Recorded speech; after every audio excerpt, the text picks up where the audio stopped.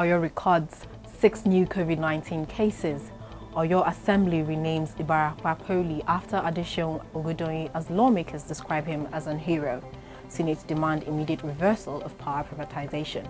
Trump says US topping world virus cases is a badge of honor. Liverpool may not get EPL trophy presentation. Now the news in details. Oyo State has recorded 6 new confirmed cases of COVID-19, bringing the total number of recorded infections in the state to 143.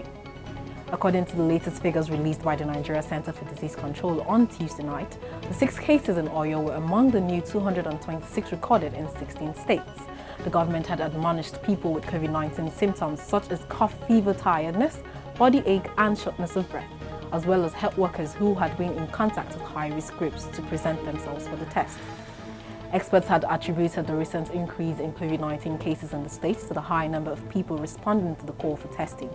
At the same time, the state government has revealed that ISON, a company in Ibadan Southwest, was the company which its staff members tested positive to coronavirus. In a tweet, the governor said that the company will remain shut down until it's been decontaminated. The Oyo State House of Assembly has passed the bill to amend the IBARAPA Polytechnic Area Law 2013.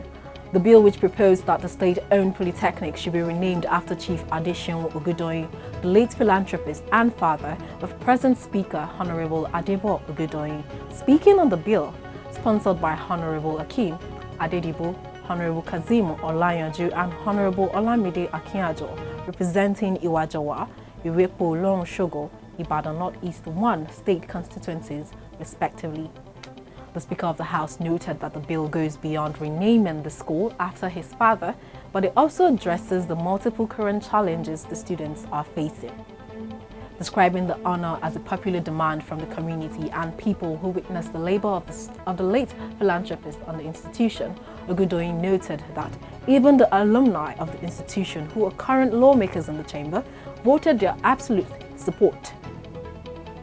The Nigeria Customs Service, Oyo Osun Command, said it has arrested no fewer than 63 persons in connection with the smuggling of some prohibited items into the country.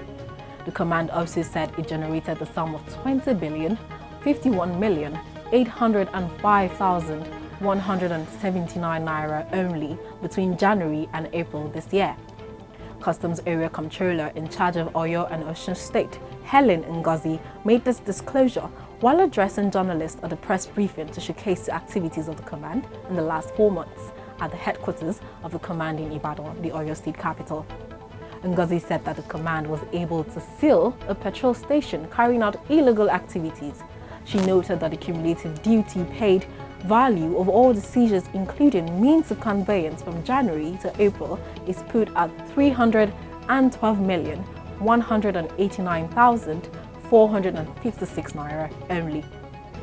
The command also intercepted 3,465 bags of rice, 13 kegs of vegetable oil, 44 gallons of vegetable oil, 20 units of used tires, 310 drums of 100 liters of PMS, 180 kegs of PMS, and 180 bales of second-hand clothing materials and other items. A 22-year-old COVID-19 patient has been delivered of a set of twins in the Lagos University Teaching Hospital, IBARAPA Surulere. The Lagos State Commissioner for Health, Professor Akin Abayomi, stated this in a tweet on Tuesday. He noted that the woman was the 4th coronavirus patient to be delivered of babies at the hospital. The woman is the latest amongst pregnant patients. The twins, a boy and a girl, weigh 3.25 kg and 3.2 kg respectively. The mother, a 22-year-old lady, tested positive for COVID-19 and was admitted for treatment and necessary observations for the last stage of pregnancy. The delivery was carried out through successful cesarean section by the medical team. The commissioner thanks the doctors, nurses and other health workers at the hospital for their dedication and diligence. He appealed to residents with symptoms of COVID-19, irrespective of their state of health, to go for testing and treatment. The Inspector General of Police, Mohammed Adamu, contrary to a directive by the President Muhammadu Buhari on Tuesday, ordered police commands not to exempt anybody, including workers on essential duties. when enforcing the ban on interstate movements and nationwide curfew. The IG gave the directive to the Zonal Assistant Inspectors General of Police and State Commissioners of Police during a virtual conference on Tuesday. The President had, in his first COVID-19 address to the nation on March 29th, ordered a lockdown in the Federal Capital Territory, Lagos, and Ogun State. Buhari, however, exempted health workers, journalists, as well as the staff of telecommunication companies from the lockdown. Commenting on harassment by security agencies, the Presidential Task Force on COVID-19 on March 30th said journalists needed only their identity cards to move around during the lockdown. On April 27th, when he ordered a ban on interstate movements and imposed an 8 p.m. to 6 a.m. curfew on the nation, the President repeated that workers on essential duties were exempted.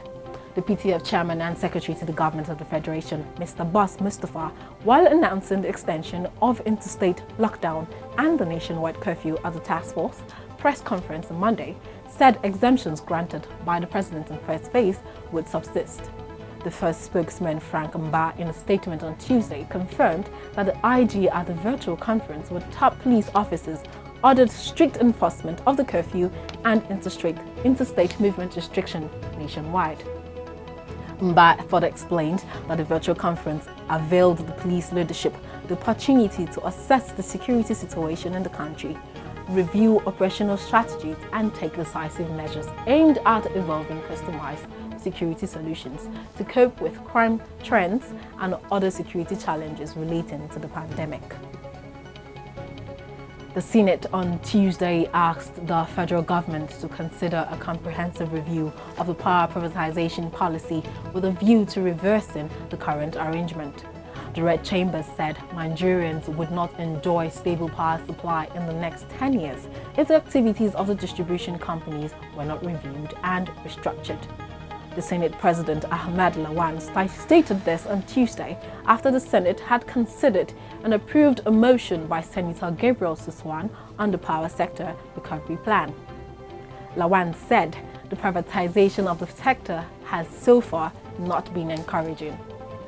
Moving away from the national news to the foreign scene, the World Health Organization on Tuesday reported that COVID-19 cases in Africa increased to about 86,000 on Tuesday. The World Health Organization Regional Office for Africa in Brazzaville, Congo, gave the update on its official Twitter account at WHO Afro. WHO also said Lesotho, Comoros and Seychelles were countries currently with the lowest confirmed cases in the region. It said that Lesotho had only one confirmed case with 0 deaths. Comoros had 11 reported cases and 1 death, while Seychelles recorded 11 confirmed cases with no deaths. There are over 86,000 confirmed COVID-19 cases on the African continent, with more than 33,000 recoveries and 2,700 deaths. It said the figures show that South Africa, Algeria and Nigeria had the highest reported cases in Africa.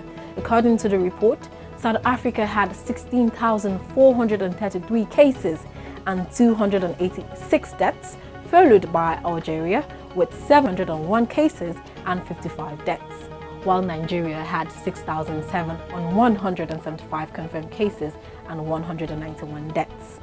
It added that Ghana had 5,735 reported cases and 29 deaths, while Cameroon recorded 3,529 confirmed cases and 140 deaths. President Donald Trump has argued it's as a badge of honor that the U.S. has the world's highest number of confirmed COVID-19 infections.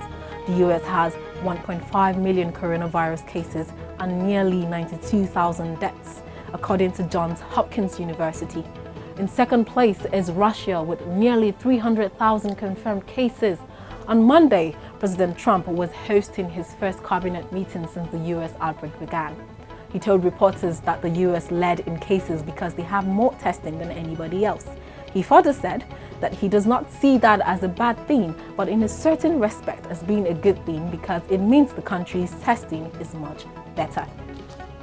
And in the exciting world of sports, Liverpool could be in danger of not having a trophy presentation should they clinch the Premier League title following the planned resumption of play this season. says the league chief executive Richard Masters. According to Masters, the Premier League will assess the social distancing and safety aspects of organizing a presentation before giving the runway leaders the green light for players to take part in the traditional end-of-season medal ceremony. If it confirmed the club's first league title since 1990. English football's top flight has been suspended since March 13th due to the coronavirus crisis, and although players will return to contact-free training on Tuesday, no date has been set for Premier League fixtures to resume. June 12th remains the favoured date for fixtures to start again. La Liga to use a video analysis program to help determine if a player is likely to have infected a teammate or opponent.